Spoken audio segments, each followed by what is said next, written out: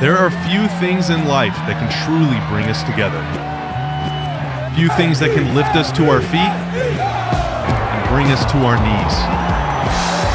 Few things that can be analyzed, internalized, socialized, even spiritualized. It gives us identity. It gives us purpose. It makes us believe. There's nothing better. To the sickos, the diehards, the supporters, the hooligans, to the rowdiest, the most obsessed, the fans. For us and all those like us, it will always be sports over everything.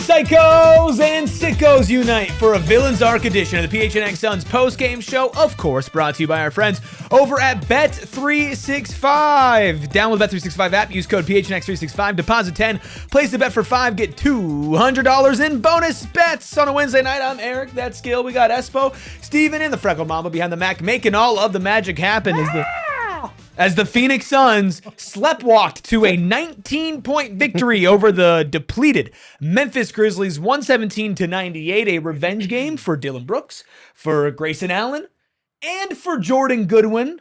Let's not forget that as well. Nearly a triple-double for Goody. A whole lot of Goody to talk about in tonight's win. So hit that like button. Hit that subscribe button. Become a member. Become a diehard today, because the Phoenix Suns are back to 7 games above 500, have a 14-4 record against teams under 500, and they are cooking, especially tonight. How are we feeling? Feeling good. Second time in the past 5-6 days that we can say this team took care of business, did what needed to be done. It was boring in the best kind of way. Didn't have to sweat. Didn't have to worry about it at all. They did exactly what you want to see from a team that is a good team in the NBA. That's what they are now. Yeah. Everybody has tried to figure out what they are, and I think it's just plain and simple. They're a good team. Yep. And they're doing the things that good teams do on a nightly basis. They're not perfect. They're far from it. But they find the ways to win, especially when they're supposed to. And that is the hallmark of a good team in the NBA, and that's why they're 7 games over 500. And they're well ahead of the expected win totals that projections have for them. They also were supposed to be one of those teams that are below 500. The fact that they're not, and they're also handling their business well against said teams, speaks to them being significantly above what that faction of the NBA is right now. And I think that should give more clarity to who this team is as people try to figure out what they are that don't watch them on a nightly basis. They're a team that just comes in and they do their work. They roll up their sleeves and they do what the game demands from them to win. And needless to say, by their record, they do that more often than they don't. This team could lose and finish 7 games under 500 the rest of the way and still be a 41-41 team. Yeah, when your win total was like 30.5, 31.5, wherever it was, that is very impressive. I mean, you are now over 2/3 of the way to what your over-under was. 7 games over 500. Anybody want to guess their record against Western Conference teams? Well, they've only played 3 Eastern Conference teams, Right. and there was a win and a loss, or 2 wins and a loss. So what do they got? 20? They're 20-13 against West teams. They're 7 games above 500, and Gil, they are 7 games above 500 against Western Conference teams. That is no easy feat. No easy feat at all, especially when we talk about how good the West is, right? This is a Grizzlies team who, yeah, they had a bunch of guys on the injury list, but this exact same cast beat the Spurs last night. And that, coming in tonight, we're like, look, you can't overlook this team. This is a tough feat. And it feels like every night in the Western Conference, these teams have somebody or someone or a collective group of people that make you work a little bit. And I think that it's important to take care of business in these games. And I know that a bunch of Eastern Conference opponents are on the way for the Suns, but when you talk about being jumbled in the Western Conference, if you don't have the tiebreaker head-to-head, common opponents and Western Conference record does come into play. So it's important to be 7 games over 500 against teams in your conference, especially how difficult the opponents are. We got a lot of individual players that we can get into tonight, but let's go ahead and start with our dude of the night. Why don't we also just call it the villain of the night, presented by Gila River Resorts and Casinos. You do you. At Gila River Resorts and Casinos, visit playatgila.com for more details. Against his former team, it is Dillon Brooks. Now, Dillon Brooks was the game-leading scorer at 21 points tonight. He said he could have had 30 in his post-game interview with Amanda Pflugrad, and he was right because he did shoot 8 of 22 from the field. He could have had 40. By the way, 8 of 22 from the field in 25 minutes. 5 of 12 from deep. Did add 7 rebounds and 3 assists, plus a steal, a plus 13 in just 25 minutes tonight. He clearly wanted this one, Steven. He came out firing, but he was hitting shots, and the Suns took a lead when he was on the court and never looked back. He did. He was very super aggressive. Yes. Shooting the basketball in the first half. 10 threes in the first half. I think he had 10 field goal attempts in the first quarter as well. He was getting after it. And that's not new. We've seen he started the season like that. I vividly remember a lot of the timeline saying Dillon Brooks has X amount of shots in the first 8 minutes of this game. It's been needed more often than not. It allows for Devin Booker to play a little bit different of a role. Doesn't have to be the scorer and the playmaker the entire game. Dillon Brooks being this great allows for Devin to kind of pick his spots early and then do what a closer does late. But the other part for me with Dillon, talked about it in pregame, it's all about his temperament. He wasn't overly emotional in this game. He wasn't doing too much. I think he did exactly what the team needed him to do on both ends of the floor, and they get to come back home with a much-needed get-right win. Yeah, I think the emotion he showed was basically pretty aligned with the amount of people who were or weren't available. Like I saw he and Jaren Jackson Jr. were going at it, and maybe if Ja was playing, the emotions would have been a little bit higher. Sure. But the Grizzlies just didn't have enough guys for him to really to rile him up tonight. So I think that worked in the Suns' favor. And you pointed out, he took 10 shots in the first quarter. I think when he took the 8th one, I was like, they say 8 attempts already? Yep. And it was the cool thing about that too. He was 1 of 5 from 3 in the first quarter, but 4 of 7 for the rest of the game. So that just shows me he settled in a little bit and really locked in, and that was much needed. Yeah, he took more than a fourth of the Suns' shots tonight all by himself, just pulling. And you know what? You're okay with it in a night like tonight where, he was effective from deep, even though he missed some shots tonight. This is the Dillon Brooks experience. We've talked about it, and you're buckled in, and nothing surprises you with Dillon Brooks. No, nothing at all. And I also think that was kind of the Suns' game plan coming into tonight. I mean, they took 56 three-point attempts. They hit a season-high 22 from deep, so they shot 39% on 56 attempts from deep. I feel like they knew that they had good enough shooters. Grayson Allen's back, who we'll talk about in a second, that they say, you know what? Let's take threes. Let's make sure we clean up on the rebounds. And we don't know if Memphis really has the firepower to match this. And they didn't. Let's call a spade a spade. This is probably the most boring win of the season for the Suns. Now, winning isn't boring. There was a lot of fun stuff, like Rasheer Fleming minutes sprinkled in there, Grayson Allen's return, Dillon Brooks being Dillon Brooks. But as far as your wins go this season, the Suns went up double digits. They didn't look back. They were up between 20 and 30 points in the second half, and that's exactly what they were supposed to do. I'm grateful that we're at the point where we have a game like this where we could just sit back and be like, let's list off all the positive things and call it a day, because the Suns basically led by double digits the entire game. I mean, I was bored by a lot of it, but that's fine. I'm okay with bored this way as opposed to the bored that we experienced last year. The one surprising thing to me is they only had 8 free throws in this because of all those threes. Yeah, I mean, that's a big part of it, but that's you're like, wow, only 8 free throws and you still took it to him that hard. It's pretty impressive. I want to mention too with Dillon, he tied his season high in threes made with 5 tonight. I think him being able to obviously go and get his own is what's caught more attention than anything. He's a top percentile guy in ISOs and playing out of the post. The other part of it is his ability to play both hats. He can go get his own, but he doesn't hijack an offense. There's a fine line between those two. When you're in the space he's operating in, no one's really going to bat too much of an eye at the shots you decide to take. But again, back to the temperament point with him, he did what he did in the first half. Talked about that. The second half, he was a little bit foot off the gas and letting the offense come to him because he saw the groove that the team was in. 30 assists, season high in threes made for the team.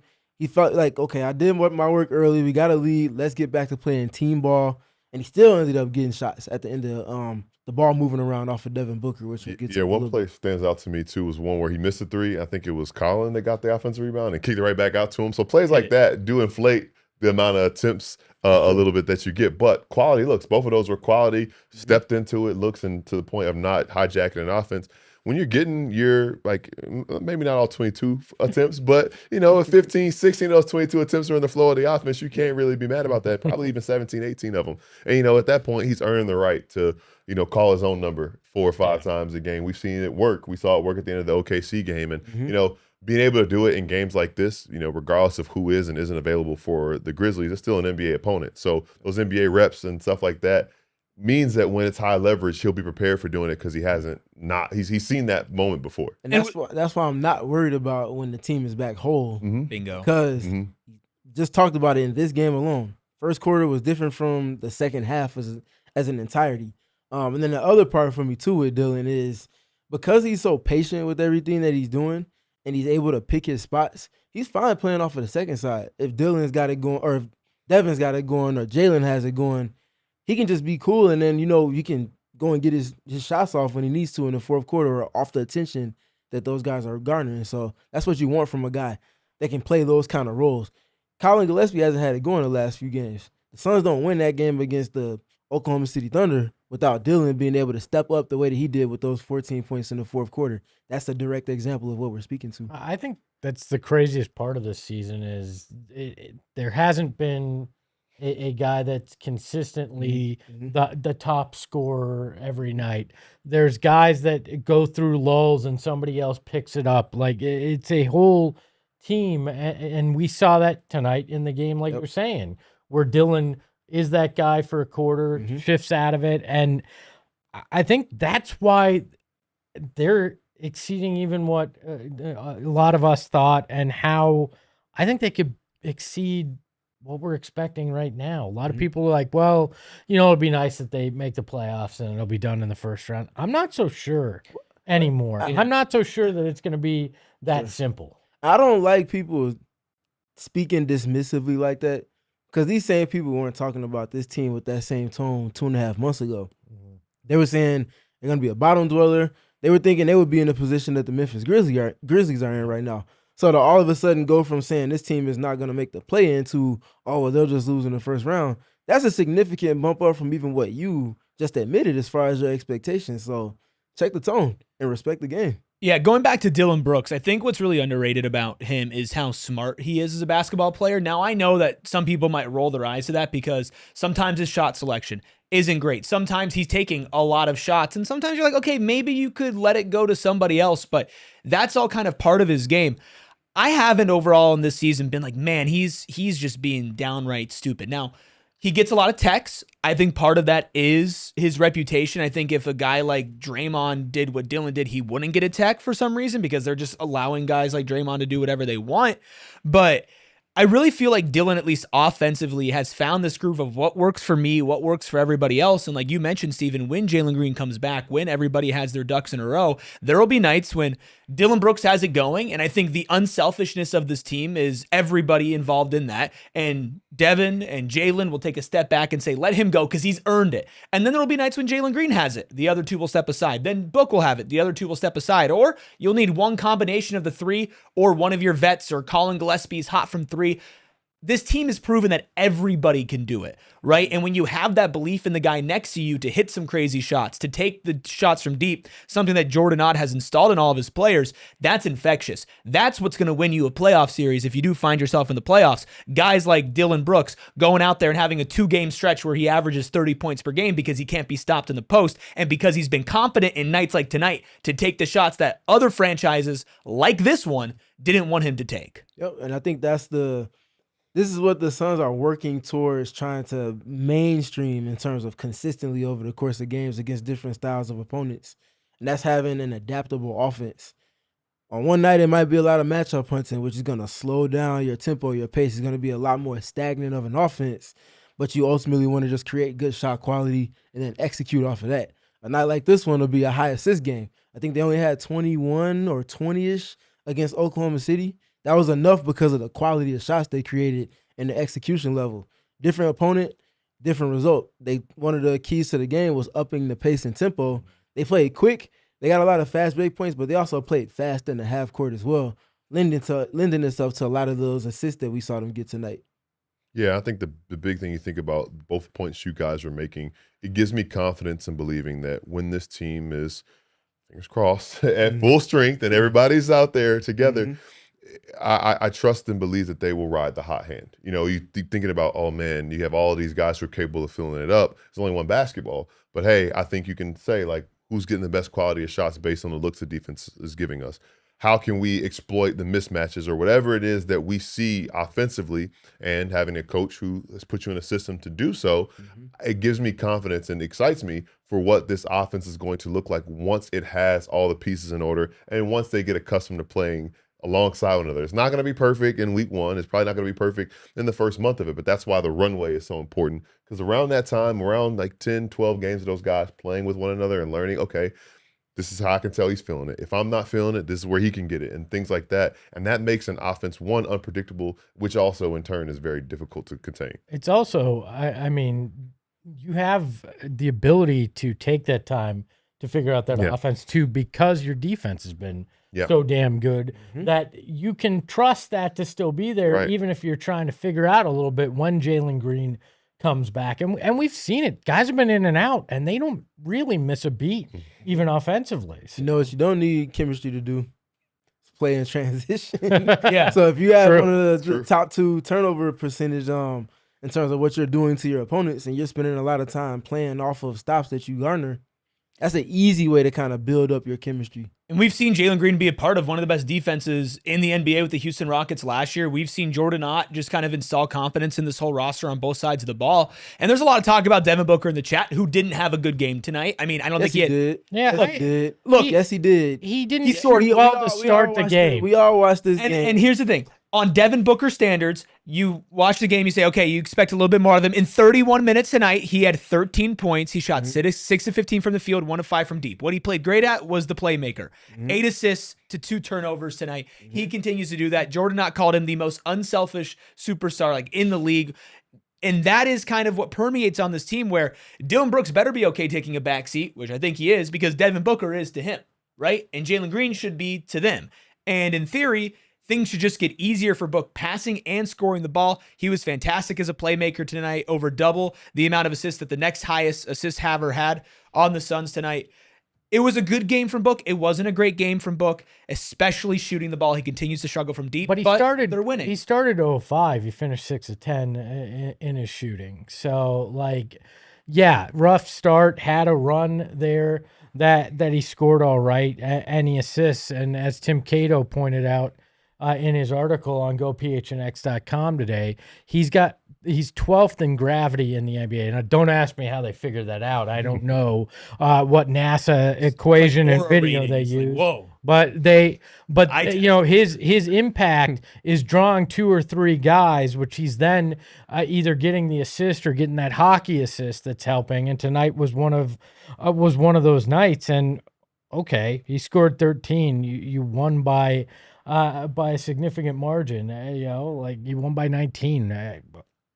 And not for nothing, right? Like watching that first quarter closely because of maybe, you know, the pick I put in with Devin Booker. But seriously, though, like Jalen Wells is no slouch on the defensive end. And he was making life a little difficult for Devin Booker. Obviously, Devin Booker's job, he gets paid to score on defenders like that. But sometimes you just don't have it. And I think that, you know, kind of what we talked about, who's got the mismatch we're exploiting. Once you realize it was Dillon Brooks at the hot hand, Book was like, well, they don't need me to do this right now. I'm not about to force it because we have a guy who's got it going. And that, for me, is the mark of a smart basketball player, a veteran who's been in the league as long as he's been in the league and is not going to push it or force it, especially if his other guys got it. And he eventually figured it out and got it going. He got some tough looks to go, like that one that he beat the buzzer at halftime, the turnaround jumper where the soft touch got it going for him.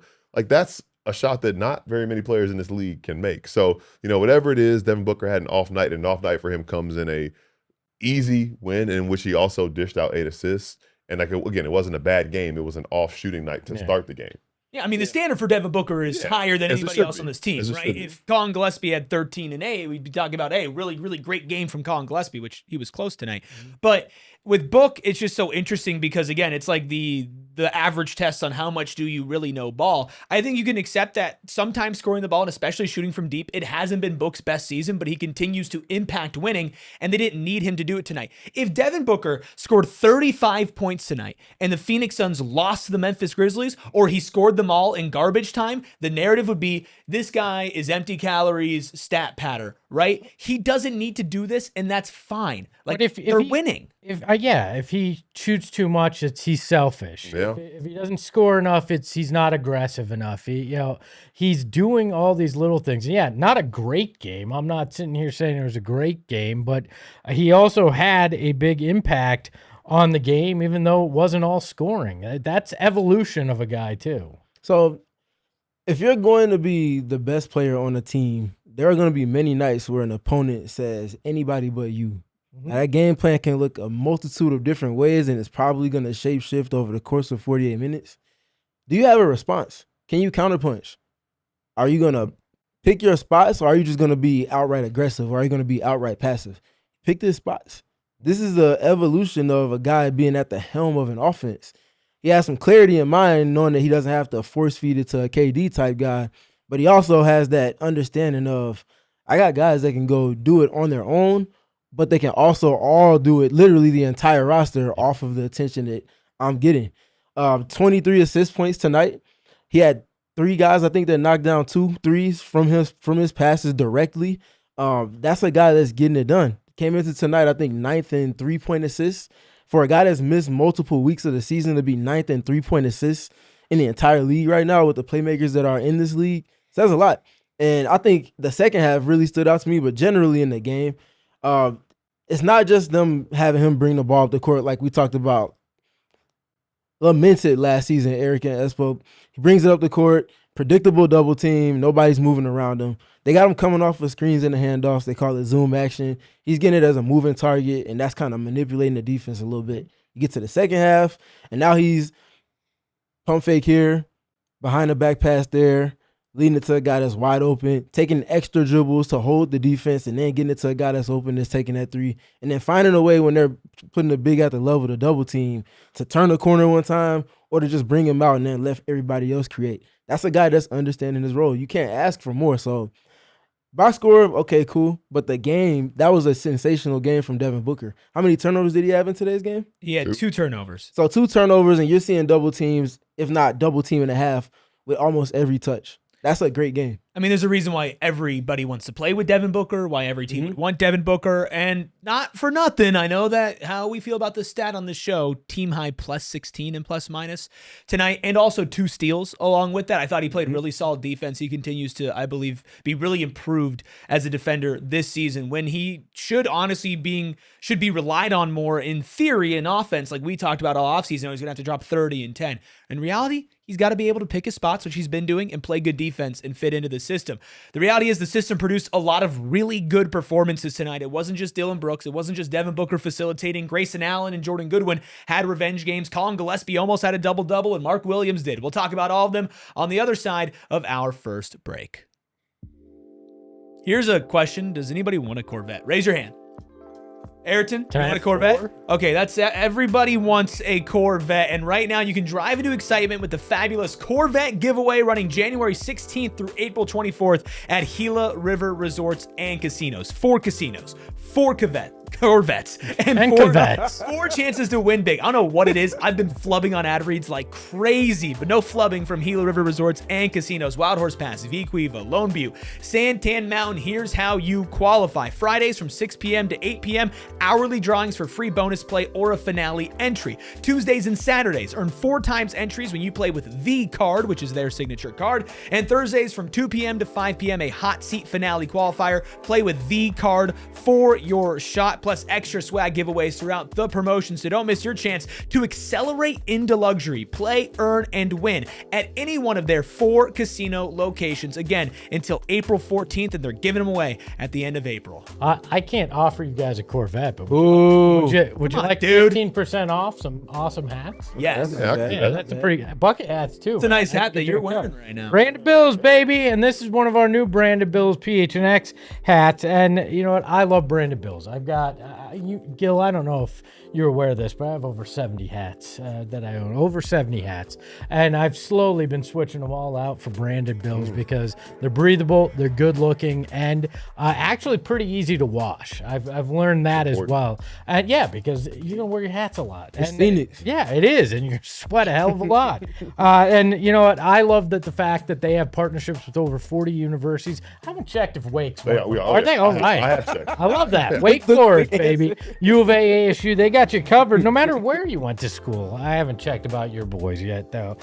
They also partner with the Suns, and they're from Mesa, so why wouldn't you shop with them? Head to brandedbills.com and use that promo code BBPHNX for 15% off your order. Hit that like button, hit that subscribe button. Thank you all for spending a Wednesday night with us as the Phoenix Suns sleptwalked to a nearly 20-point victory. A nice win on a Wednesday to end a road trip. Before we continue talking about the game, obviously the Suns are a great story in the Valley, but there are a lot of other stories in the Valley as well. That's why you need to sign up for the PHNX daily newsletter. The biggest news in Arizona sports in your inbox daily at 6 a.m. The best part, it is absolutely free. Be the smartest sports fan you know. Alex D'Agostino is now running it. He's doing an amazing job. Great writing. Go to gophnx.com/newsletter. Real quick, Go ahead. did y'all hear him? He said he wanted, and I hope Tracy, she's not in the chat, but this man said he wanted a Corvette to match every hat that he has. 70 some. I mean, we can all Corvettes. have high aspirations. I would also like at least 60 garages to put them in as well. So. We got a super chat from Alltex. Acres. Good to see you, Alltex. It's been a minute. $5 super chat says, great W tonight. Also, finally picked my new favorite player. It's Goodwin. Keeping with the St. Louis/Midwest connection, so it was an easy choice. There are a lot of players that we can choose from to talk about tonight. I think Alltex set us up perfectly to talk about Jordan Goodwin, who had 11 points tonight, 4 of 12 from the field, 3 of 8 from deep. Also added 8 rebounds, 6 assists, 2 steals, and 1 block off the bench. 4 of his 8 rebounds are on the offensive end.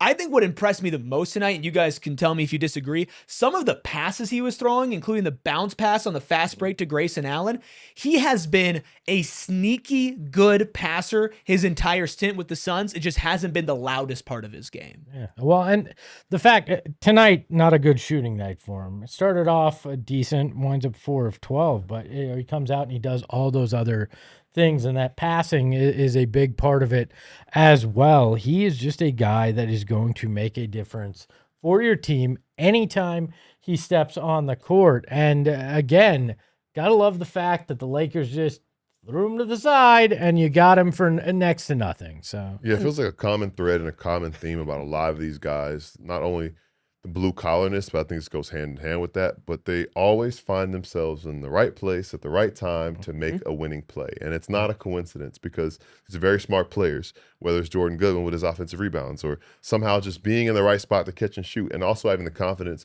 to shoot himself out of the slump that he found himself in. And, you know, if he had kept it up, if he was 4 of 8 from 3 tonight, I would have started the campaign to get him a 3-point contest. And also, didn't he make a 3 tonight without the mask on? Without the mask. So he accidentally ran out there. He forgot he didn't have it. the mask on. So, I mean, but in all serious note, just about what he does and what he's doing. And tonight, the playmaking, rebounding, of course, is a given, and the scoring as well. You know, still to finish the double figures off the bench. You know, we talked about the bench production being there, and I know we haven't gotten to Grayson yet, but him being that facilitator for the second unit set the table for a lot of those guys, and is why the bench looked as good as it did at times. Yeah, he forgot the mask. He still had the cape, though. He did a little everything out there. Dylan's the tone setter for the starting group. Jordan is the tone setter for the fire department. Mm-hmm. Jordan is, like you talked about, the pass, but what happened before the pass? Takes a step in to bait the pass to the corner, then beats the pass to the corner to get the steal, and then the pass is to cap the sequence. So he's a play starter, and then he finishes it with the pass. Jordan Goodwin is really good at basketball. To your point, Gil, it's not by happenstance that guys always have a quote-unquote nose for the ball. Mm-hmm. They know how to go about doing it, whether it's a steal like I just got done talking about or offensive rebounds. What I've enjoyed, he's not lost touch with those qualities, those multiple effort blue-collar qualities while he's been on this three-point heater. That's the essence of who he is. He hasn't lost touch with that. So now the threes are coming in addition, which is allowing for him to play 7 to 10 more minutes because the impact is there. And he really understands how to play off of a superstar player in Devin Booker. 1 pass away, 2 passes away, 3 passes away. Knows where to be, when to be there, and he's always locked and loaded to let it fly. That's the Midwest in him, though, too. You don't buy into the hype. You just you go in, you do the work. Right? Not too much lip service. We're going to let the game do the talking, but you better believe after you go get an O board and you're going to flex on him after you put the ball in the basket. Very much blue collar, 100% very Midwest. In a vacuum, fully healthy, this team will have 2 of all of these guards on the court at one time, right? Mm-hmm. Devin Booker, Jalen Green, Grayson Allen, Colin Gillespie, Jordan Goodwin, and Jamari Bouye if you dip deep into the two-way. Wow. I mean, based on some of the lineups we've seen not run out, you may have 5 of them all out. Jordan Goodwin, small ball 5 is certainly in the books here. I mean, and that's the thing. All of those guys can hit threes. All of those guys can pass. We've seen all of them play defense, some way better than others, the same way with shooting, that's some way better than others. And they can all play with each other. There's a bunch of different pieces to mix and match there. And I think your point, Steven, about him still doing the blue collar stuff is he's going to take less shots when this team is fully healthy. That's just going to happen. Hopefully he still shoots a good percentage, but his impact, as amazing as it is that he's hitting these threes, and you don't beat OKC without that, his impact is going to come with all the other little things he's going to do, and nobody's going to be happier to do them than Jordan Goodwin. Same thing with Colin Gillespie. Same thing with Grayson Allen, who had a good night tonight as well. The guard rotation on this team, I still can't wrap my head around how good it's going to be. When Jalen Green is back, it is an embarrassment of riches at that position. And as much as we lamented overlap last couple of seasons with Beal and Booker, there doesn't feel like there's a lot of overlap despite the sheer quantity of good guards on this roster. That's awesome. Yeah, I think it's a great problem to have, and I think it's like kind of looking at it, I guess, in a glass half empty, glass half full sense. Not overlap, it's more of interchangeable guys. Where one, it comes really in handy when you aren't at full strength and guys keep going on the injured reserve. But the other part of it too is you can sustain the way that you want to play when you sub somebody out. Like you said, Jordan Goodwin kind of maintains the tone that was set by the starting unit, and the same thing goes whether it's interchanging Bouye in there. And obviously guys score at different levels, and some are better than other things than other guys are, but at the base level, as far as what this team wants to do and what they're asking from their guards, those guys can all do those things at varying levels that can sustain the way that this team wants to play. And that is culture, that is play style, and that's how you impose yourself and make other teams play the way you want to play rather than vice versa. You talk about the number of guards the Suns have. I'm disappointed in the number of likes That's real. this program has. There's over 230 you people in here right now, and there's only 39 likes. So hit that button like a Lakers fan just insulted you, all right? I want to see those likes get up to 100 here, or we're going to have a big talk later on, all right? Any other thoughts on Jordan Goodwin before we talk about another bench guard who had his best game in a long time tonight? The bluest blue collar, as I mentioned about a month ago now. We can just go ahead and get that ordered, Espo, and we can go ahead and give it to him. We don't need to official. You need to decide what you want. No, but you sometimes you don't. Somebody else. Sometimes you don't have to wait. No, I'm saying for the year. season. Oh, for the season. Somebody else can have it for a night. He still did a lot of things that were blue collar. What should the trophy look like, though? Does it need to be like a golden wrench? It's gonna be be. What do you want? It's got to be a blue collar, maybe a blue collar chain What if we We do can it like detach it. you know Do you know what the the budget blue we have, man? collar workers? They chain. have the name label Mhm. on their What if I it's like a it. chain that looks like the name label? I like right? What if it's just I a like name what I label? said. Here? No, Let's not I- put ourselves out of I'm business. willing, on this. I'm willing No, to spend a little get a scratch Cuban- on that. get a Hey, nice little let's super Cuban chat so link. we can afford a chain. A Cuban link blue collar chain. I like it. I love it. I was also like maybe like a work shirt with the name on it, but okay, well, Nah, we need can work to on change. it. We're We gonna need to replace change. you're the We need robot to- producer, so we can afford the blue collar No, pendant. let me tell you, the Nothing robot, blue the collar robot, about a Cuban link chain. I just said it was gonna be blue. What you mean? No, we need to get them. We need to get them like a metal chain link fence chain. Like that's the blue No, collar. it get chain. the. It A can be a Cuban link blue. chain. How about a You bike changed. chain? A How about a Cuban bike link chain? blue. It's a blue Cuban. Yes, it's earned. It's Blue- earned. Oh, What I was also gonna say, that's the type of player that wins you playoff games, though. A guy that can Yep. just come in, knock down 8 threes. A guy that can come in and get you sounds nice. 16 rebounds off the bench. A guy that can come in and again just be that tone setter for your reserve unit, regardless of what combination of players are on the floor with them. That's the thing that helps teams go and get a championship. I'm not saying the Suns are going to do that, but it's what's going to make them more viable when the games grow more meaningful as we get to the post All-Star break stretch. One thing I love about this group is we could probably talk about Jordan Goodwin for like 2 hours. So why not? Let's But here's do the it. thing: we got a lot of other guys that we need to let's get go. to. We're doing a whole goodie episode. Let's go. I mean, we could do I'm that. fine with it. We could do it. Perfectly fine with There's a lot of guys who need some love tonight. Let's give it up for Grayson Allen, who had his best game Welcome in a back. very Woohoo! very long time. He returned Called it. against the Rockets, but really he returned tonight. 19 points, 7 of 13 from the field, but the big one, 5 of 10 from deep. Nothing else with him, just an assist and a block, but 5 of 10 from deep. In fact, my love the play of the game presented by our friends over at the Arizona Lottery play and gift today was that deep, crazy sidestep three that he hit that really felt like he's back. And we talk about the different types of dynamics and guards that this team has. Espo, at the beginning of the season, Grayson Allen was playing like he was in the conversation for the Suns' second best player and maybe in the most improved conversation. It's been a long time since we've seen that, but if he gets back to this form and they add Jalen Green, this team will be unstoppable offensively from the backcourt position. Look, it's all about health. I mean, that's going to be what it comes down to for this entire team is Green healthy and is Grayson healthy? And Grayson tonight, you saw his legs were back. He was back in rhythm and he was hitting the way we saw him hit. And the only reason it hasn't continued is because he got hurt with the contusion, with the knee that was going on. And look, you have a wealth of riches now. You have a multitude of options that you can look at. This is a problem you never imagined that you were actually going to have this year. And if Grayson can hit those threes consistently again, this offense is going to look dramatically different than it has over the last month. And let's be frank, they played well even without that. That just adds a whole nother dynamic to it.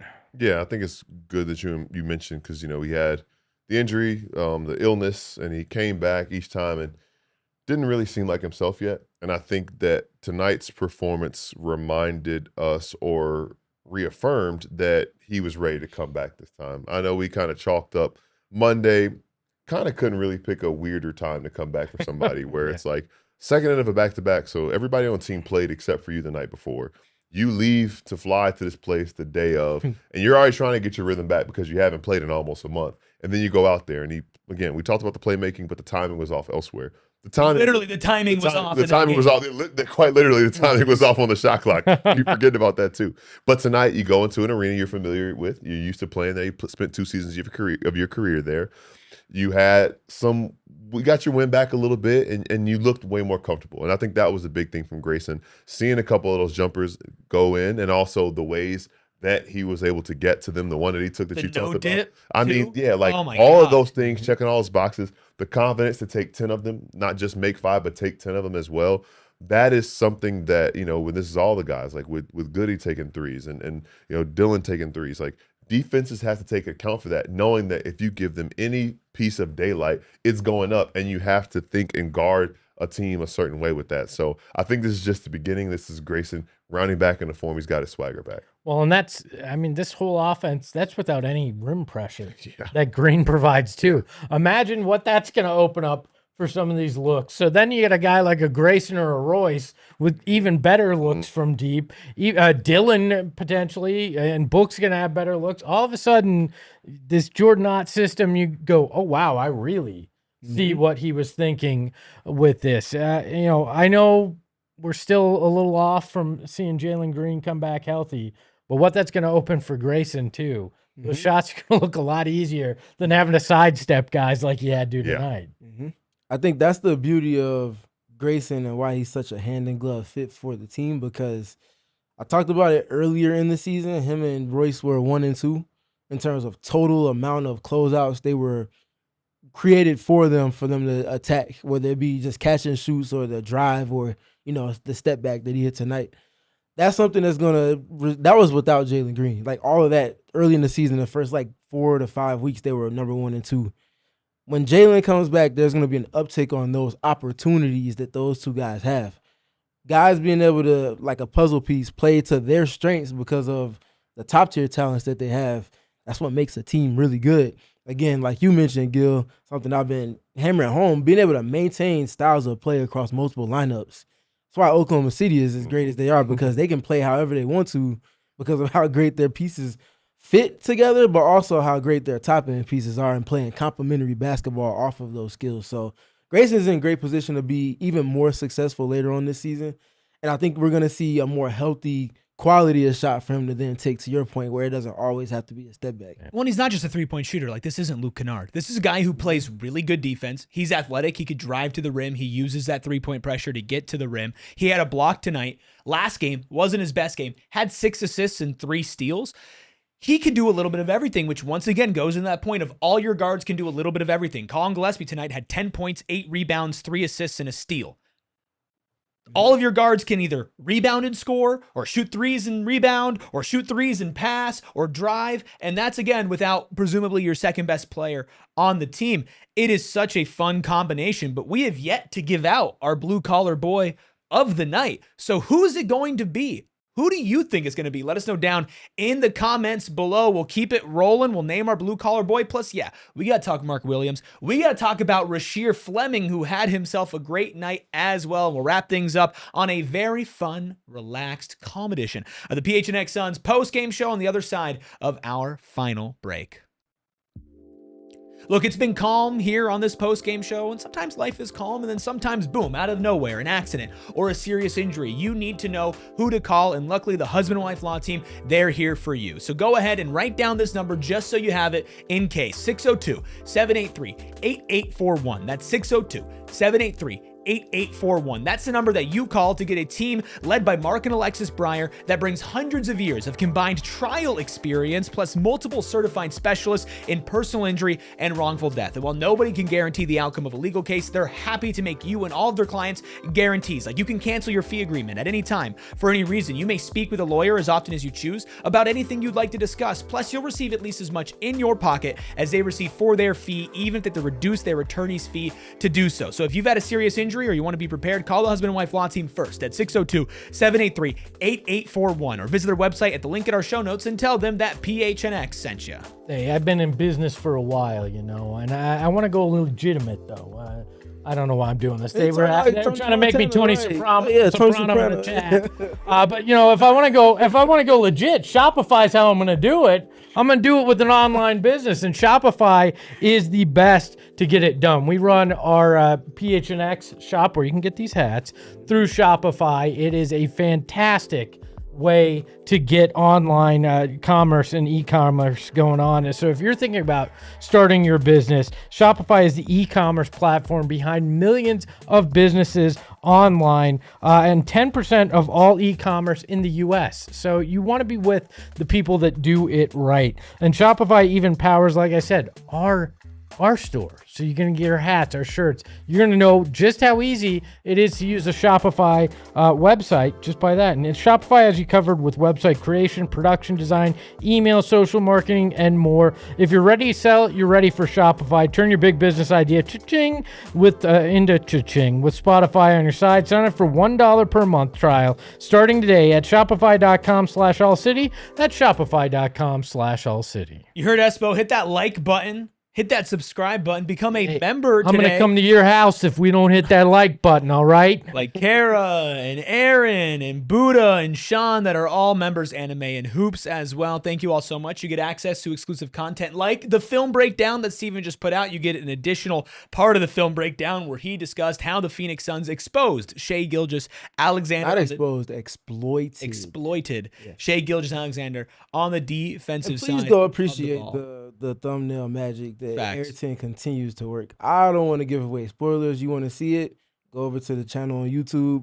Look up the video. It's not too far below in the feed, and then you'll see exactly what we're talking about. Glad you said that because I was about to say something, but I'm glad I'm not. No spoilers. He's on an all-time run right now. There's by some the way, creative, with some thumbnails. creative genius going on right now. He's Might outdone channeled in himself his inner Mamba. That's why the Freckled Mambas are blue collar boy of the night. He's on a run right now. Nah, he's gold collar. That's how Gold good that collar man boy. is. White collar production behind the Mac. Freckle goat. Ayrton, Freckled Goat. Well, look, we've talked about Jordan Goodwin. He didn't get blue collar boy. Okay, we talked about Grayson Allen. He didn't get blue collar boy. Dillon Brooks didn't get a dude and a blue collar boy. Devin Booker didn't get blue. Who did get blue collar boy tonight? Well, our blue collar czar, Steven, put in the final say and said it had to be Royce O'Neal. Royce O'Neal, 12 points in 27 minutes, shot 4 of 9 from deep. Those were all 9 of his field goal attempts on the game, added 6 rebounds, 4 assists, 2 steals, and a block. Steven, what was it about Royce O'Neal tonight that made you, the czar of blue collarness, the leader of the blue collar mafia, say that?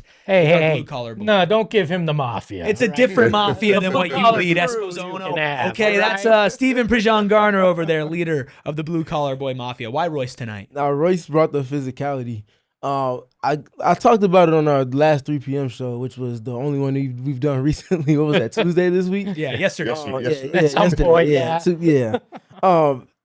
For as loud as his on-ball defense has been, his off-ball defense has been equally as loud on the other side of the spectrum in terms of impact. He's often tasked with guarding bigger players, and specifically in the post.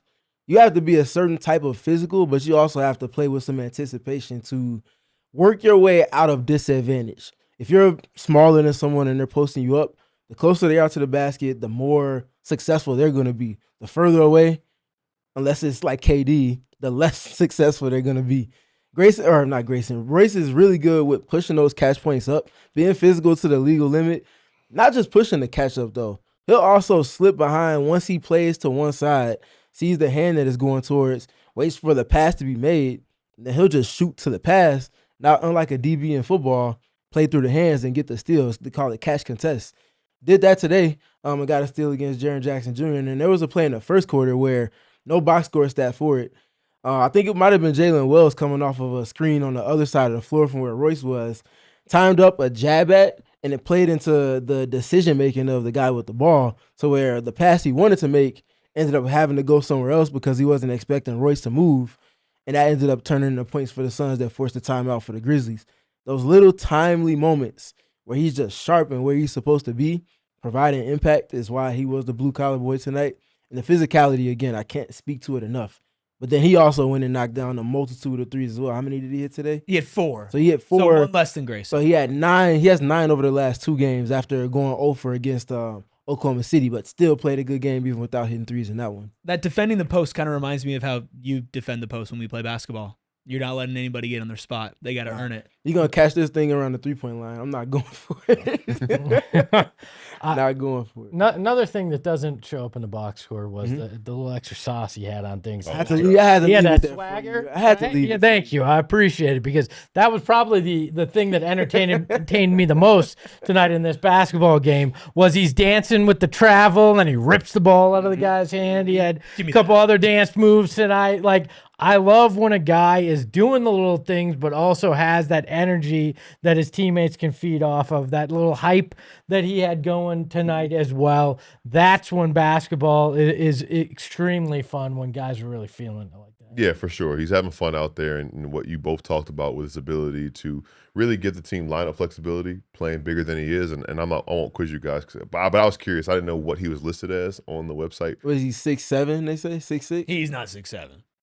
I'm just He's saying what they probably say. That man is 6'4". I'm saying what they probably say on the. I think they say 6'6". 6'6", 225. He's not. He's closer to 6'4". He's closer to 6'4". He's got the Barkley size. He's shorter than Devin Booker.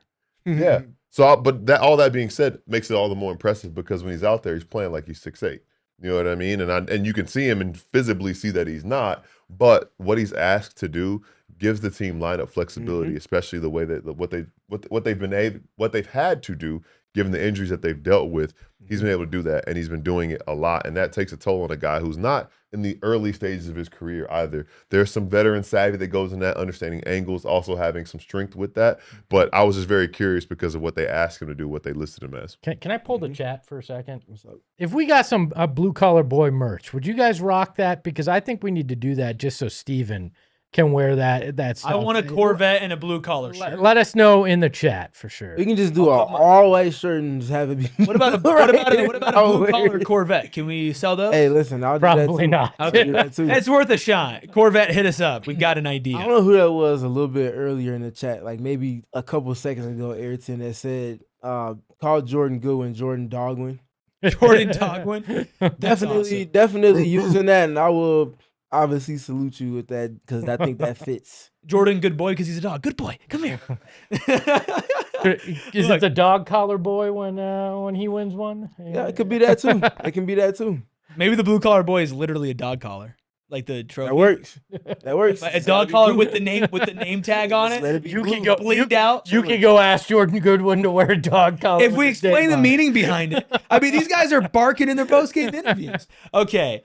One theme that I've noticed tonight that I kind of want to just like wrap up and put a bow on is that every single player we've talked about the versatility and what they give the Suns and how they can be mixed and plugged into every like single different lineup. That's so much fun. And that's how, again, if we look ahead to the playoffs, which I don't know why we decided Wednesday, January 7th, after beating the Grizzlies by 20, that this is going to be the show that we bring up the playoffs the most. But you go up against a playoff team in one round and then another round, they could play two completely different styles of play. And to be able to plug and play and to be versatile, yes, it's going to help you in the regular season. But when it's win or go home, or it's a 7-game series, if you're in the play-in or the playoffs, having a guy like Royce O'Neal who can go small, or he could still play the 3, even though the defense is in. If Rashir's out there at the 4, if Oso's out, whoever it is, Royce can play that, Gracie can play that. That is a hallmark of a well-constructed roster. The other person that plays that just keeps coming up, Jordan Goodwin. Yeah. Jordan Goodwin's got a lot of sensors in the reserve unit, and it's allowing for Oso to play to his strengths on the perimeter. Jordan Goodwin's also boxing these guys out and moving them around to allow for his teammates to get rebounds and then take off the other way. That's what you want. That you can't put a value on those things, and that's why that contract will be getting converted. Oh, 100%. Can I veer us in a slight different direction? Like you're driving a Corvette with the blue collar boy tag. Oh, well, I'll spin this thing and You spinning the block I'll in the Corvette? I'll use this. I'll flip a bitch here. Let's go. Let's go. Let's talk about you bring up all the versatility. How worried are you to actually make a trade though? Because that's where I'm getting. This is trade talk time. We're hearing a lot about that. We're hearing a lot of rumors. But the more we get into this, the more I'm fearful of messing with any of the chemistry in hopes of trying to find something else that may take you to another level. It's why you look to trade 2 guys. It's Nick Richards and it's Nigel Hayes-Davis. These are 2 guys that are out of the rotation. Nigel Hayes-Davis didn't play tonight. We all love Nigel, but he didn't play tonight. Nick Richards doesn't play on most nights. Only had 4 minutes tonight. Did have 4 points and a low light, which was awesome, but hit that midi Jimbo. I don't think you mess with what's in the rotation, honestly, because you haven't seen it with Jalen Green either. If that's your trade deadline acquisition, that's one of the best trade deadline acquisitions in the league. Yeah, well, and I think if you're trading Nick based on all the talk about trying to get under that tax, you're trading him for like a 2nd-round pick. And you're that not might trading be worth him for additional salary. Like if you get into that, you're looking at Royce and all these guys that were talking about having such impacts, I'm starting to wonder if it just does not make sense to try to roll that dice, and it just makes more sense to trust what you're building, to trust the chemistry that you built, because we've seen it. That's such a delicate, fragile thing that even one tiny change could offset and upset that entire thing. But I think you don't want to be too dead set on the present. You want to be able to get ahead of potential caution signs that may come down the line. And I say that because they put this roster together, but I think it's the identifying of not just talent, but also the disposition that guys have. Who's gonna fit with the culture that they're trying to establish? They were clearly very intentional about the guys that they were looking at over the course of the offseason. I can't imagine there would be anything less than that in assessing who might be able to come in and add value and impact to what it is that they're already establishing. So trust the assessment? I was saying, in a way, I'm going to split the difference between what both of y'all said. I think that a 2-for-1 trade or a salary dump, so to speak, for a pick, it brings you down to 13 standard contracts. You can convert Bouye. You still got an open spot. So that way you can get somebody on the buyout market maybe that fits now and in the future. And also you have a two-way slot that opens up. So in reality, a 2-for-1 trade could kind of get you 2 more guys, or if you really think about it, because I feel like converting Bouye's contract is going to be something that this team is going to want to do and probably need to do. So free up a spot to do that and still have the flexibility to maybe audition some guys on 10 days, whatever it is, you don't know who could become available that can't get moved on the trade market. And then, like I said, you can get somebody else for your long term, maybe bring somebody back, somebody else that you've already you've had dealings with, you may be interested in, and get them on a 2-way. So I like the flexibility that a 2-for-1 or a 1-for-a-pick type trade gets you. So if it's in alignment, it could fit the assignment, right? There you go. I think this is why it's really important to monitor Rasheer Fleming's minutes over the next month. 9 minutes tonight, 8 points, 3 of 4 from the field, 2 of 3 from deep, 3 rebounds, including a dunk on Jaren Jackson Jr. That he didn't really even leave his feet to accomplish. Dude, that man's arms. Because if you are going to trade somebody, right, what would be the type of build that you want? The main complaint with this team is you don't have like a true big 4. And Rasheer Fleming is exactly that.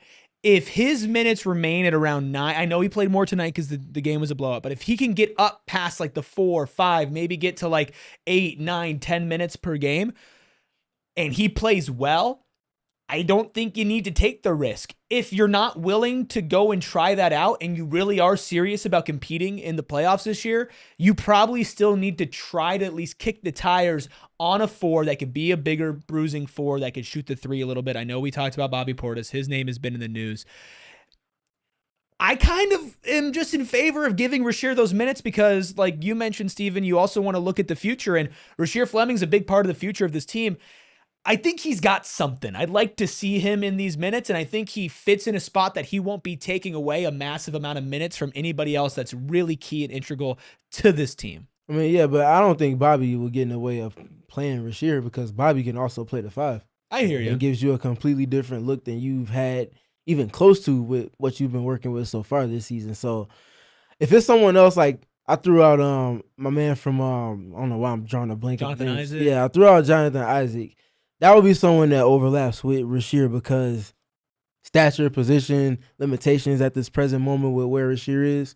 That would be a little bit of overlap. I imagine that's something that will be taking those minutes away from him. But Bobby's a little different because he's a little bit more positionally versatile. Well, you'd probably have to give up Royce O'Neal in that trade, which would then free up forward minutes, which again, Royce O'Neal, talked about it today.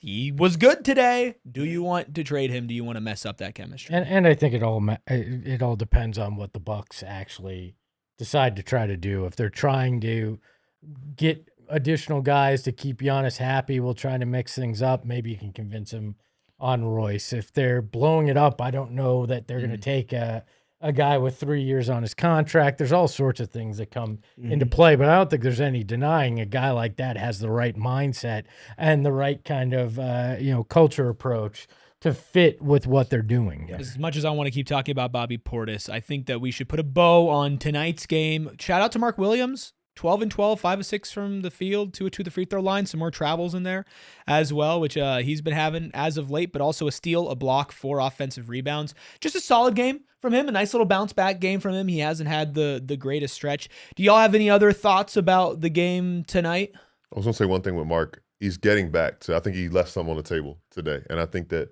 one thing that Steven pointed out when I asked him, I think after the Rockets game, getting those ankles back, getting some more stuff from running the floor, you know, and maybe Friday's a good opportunity. You know, maybe he can outrun Cat. He'll be battling with Mitchell Robinson at times if he's in the lineup. I never know when he's in or out of the lineup. That's gonna be that'll be something we focus on in our prep on Friday. But that's an opportunity for him. So to kind of round back into that. But there was one where he didn't dominate Pat Spencer on the block the way or it wasn't Pat Spencer, it was Javon Small. It was the news guy who was 6'1". It's like seeing him kind of turn that corner. I don't know if it's something mental that he needs to get back over or whatever, but today was a step in the right direction for Mark. I like his aggressiveness on defense too. Oh yeah, the blocks were nice. That was good to see, and the goaltends. Yeah, I think Mark, he can definitely play better. I think he'll be the first to admit that. But I think even with that, I have enjoyed the subtle tweaking of his usage on offense to complement Devin Booker. So he's not always just running into pick and rolls with Devin.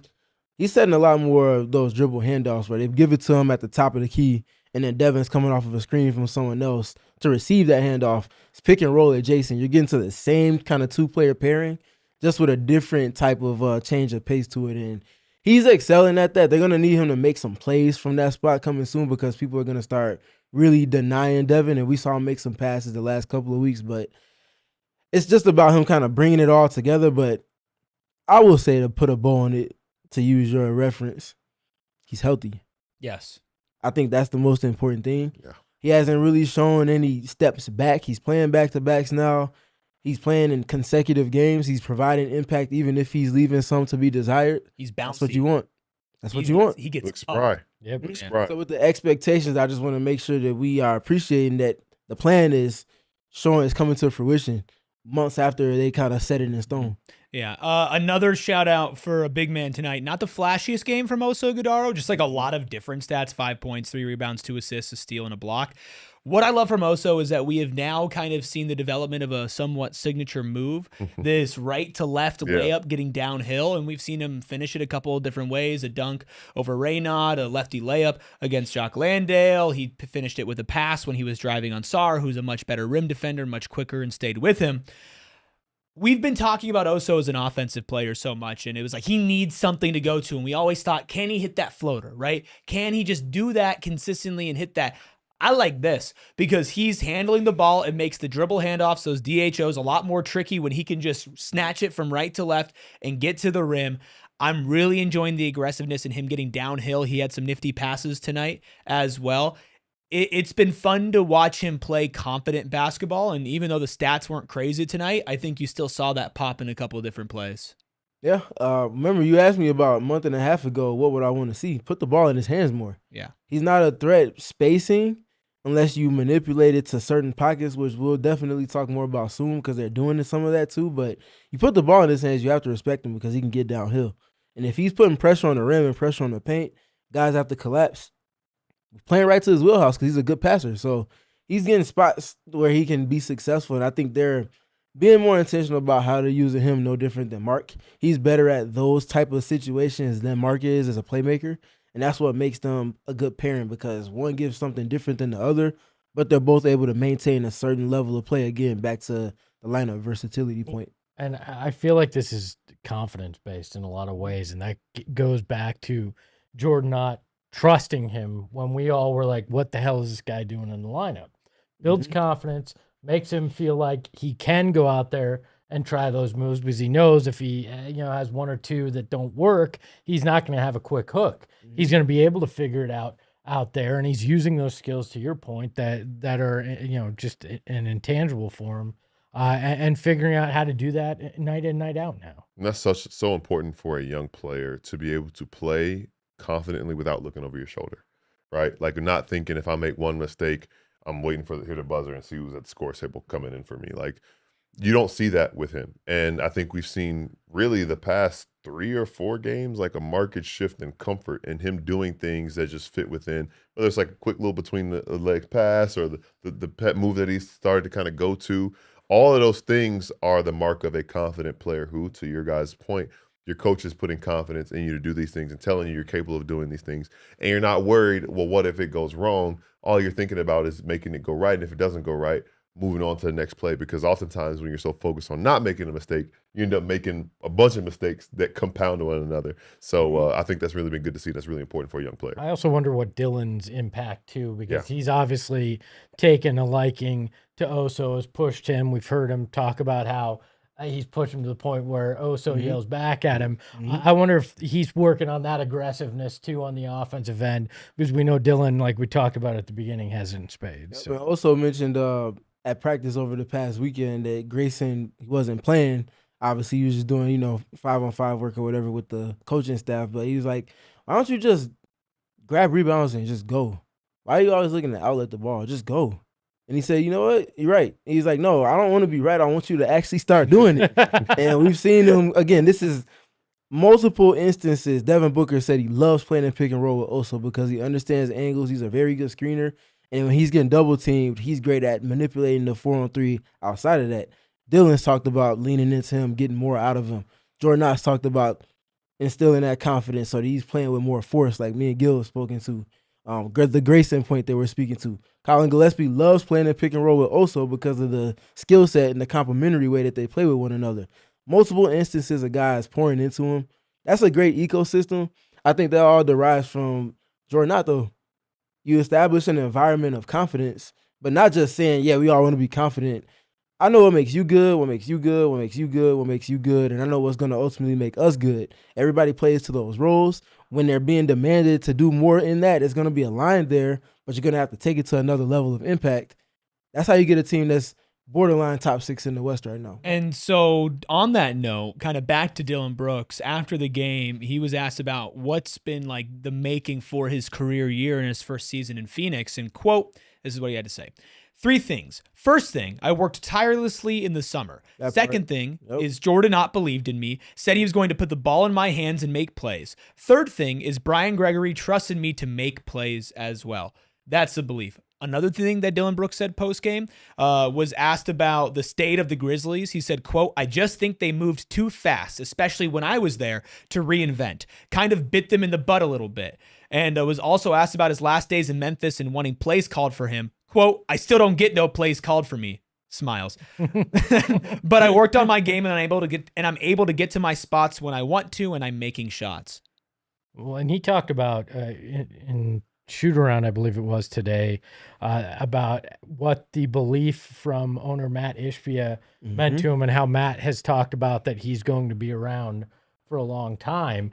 And that is, hey, we're handing you those keys. We believe that you're the guy that's the tone setter here, which it feels like even though he was in Memphis, they didn't care for it very much. I mean, I know people always joke around about, oh, Michigan State. But if you know anything about Michigan State, and this is you learning more about me in real time as well. Very, very, very, very blue-collar university. The basketball team, the basketball coach there, one of the most blue-collar individuals in the history of basketball as a whole. That's where a lot of that derives from. They wanted a guy that's going to be similar, bringing those qualities just to the NBA stage. Dillon Brooks is one of those guys, believe it or not. And I think the Suns are a direct example of how when that impact is empowered and you're breeding confidence in a guy like that, you can receive the return on investment from it. And they don't get to where they are right now without Dillon doing what he's doing. Other part, though, he's still not getting plays called for him. No, he's not getting the ball. And that's what you need. You don't need to call that's plays the play. for him. That's exactly. It's Dillon Brooks' time. Dillon Brooks. Put him on the second side, and if you need anything from him on that backside, he's more than willing to kick threes. He's not coming on curling off of a screen. No, he's not doing all that. The play is we trust you. Exactly. Yeah. Play is go make a play. This entire episode we've talked about, when Jalen Green comes back. Just for those who missed it in pregame, Jordan Ott said, asking about his availability, he got a workout this morning with the Suns, and Dwayne, who travels with the team, had a video of it. This quote is also via Dwayne. Quote, not yet 3-on-3, but it's live reps now. That's where he's at. So next Tuesday would be, I believe, the 3-week mark from when they said he's going to be reevaluated. I know we've heard rumblings that sometime in the middle to end of January he should be coming back. I wouldn't expect him back early, like next week if he's not playing 5-on-5, 3-on-3. So there probably will be like another reevaluation, hopefully a very short timetable or a more definitive timetable of when he's going to return. But he's getting there. And with the way this team is playing, the same thing with Grayson Allen. You don't rush him. You get him 100% healthy, especially because the dopamine that we got when he was back in the lineup was immediately ripped away because of his hamstring again. Make sure that he is beyond well rested. Go into the February, March, April portion of the regular season fully healthy and ready to rip. And we'll look good just like the Suns looked good tonight. Shout out Bees. Yeah, Bees. Go Green, go White in the chat. You know that. And he said, I would personally like to thank Michigan State University for changing the trajectory of my favorite NBA team. All we need is to draft somebody from there now or trade for somebody from there as long as they don't play. Don't worry, they're working on that, I'm sure. Yeah, I'm sure they got that cooking up, too. Let's wrap things up here. Any final thoughts? Let's check out our Super Chat. Oh, yeah, that's a good idea. B. Will with the $2 Super Chat says, Jordan Goodwin, NBA Sixth Man of the Year. It's going to be a tough race when him, Grayson, and Colin Gillespie all steal votes from each other. Yeah, I mean, and he's technically probably like the 9th man when you look at it. Is there a 9th man of the year? I think that's probably our blue collar award of the year. I think we just Is make Jordan that Goodwin the best 9th man in the NBA? easily. Without a doubt. Mesa for Teens Kev. Thanks, Kev. $2 Super Chat says, ref's probably 6th man, but broken shot clock. Hooping right now. Yes. That's real. Keeps rearing its ugly. Don't stop calling travels these phantom travels on Royce, man. Get out of here with that. Ayrton, did we do a vote? Do people want the blue color, boy? Yeah, they want the 75% blue color. All right. blue collar merch. Let's do it. We're working on it. do Let's it. get it going. There All we go. right. Let's clap it up. Looking ahead at the Suns schedule, they've got the Knicks coming up in just a couple of days. We'll have some interesting stuff. I'm looking to talk to somebody over at Knicks Film School. Hopefully have that out for you guys before they play the Knicks the first time they play them again the week after that. And then they play the Washington Wizards, who just so happen to make a trade for Trae Young. So it'll be very interesting. Probably his debut, honestly. It probably will be his debut or his second game at worst. So excited. It'll be interesting to see how the Wizards look, as that has now been the biggest move in the NBA in quite some time. Them First trading domino. CJ McCollum and Corey Kispert straight up for Trae Young, which is That's insane. a good bit of business on both sides. You know it's bad, though, when no picks is trending on social Zero media. picks. They said no. Like, I thought they were talking about our future again when they had that on Twitter. Hey, we just don't have our own picks. I'll have you know. By the way, tomorrow, great conversation. Two of the best in the business. Gil and I sat down for an audio only because we haven't had a chance to really get to know Gil, and Gil shared a lot about his background. I think you're going to want to listen to it. I know he's too humbled to say it, but he has an interesting story and quite entertaining. That'll drop tomorrow at 3 p.m.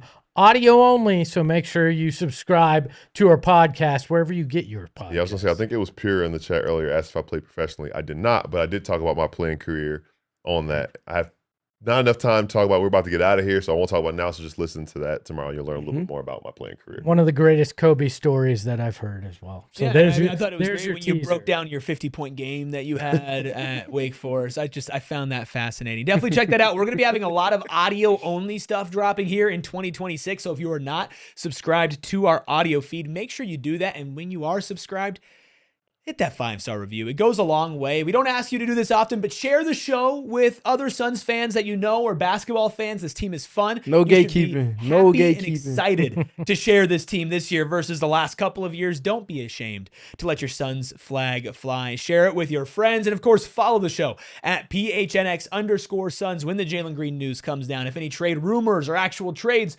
happen, practice videos, shoot around videos, everything and in between, you can get it at PHNX_Suns. That's on Twitter. That's on Instagram as well. You can follow Steven at StevenPG3 at all the home games, at the practices, at the shoot-arounds, doing amazing film breakdowns like the one that we have up on our channel right now that can get you through our off day tomorrow. Also can get you through your off day tomorrow. It's Espo on Southwest Bias in the morning. You can follow him at Espo. You can follow Gil at GilMcGregor_. You could tweet at him, yo, where's the highlights for your 50-point game? He'll respond. He's always got the link ready. Shout out to Freckled Mamba behind the Mac, making all the magic happen. You can follow him at Freckled Mamba. You can follow me at ERIKRUBY.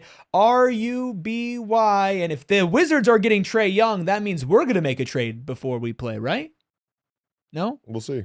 Oh, hoy, hoy. We all silly like the mayor.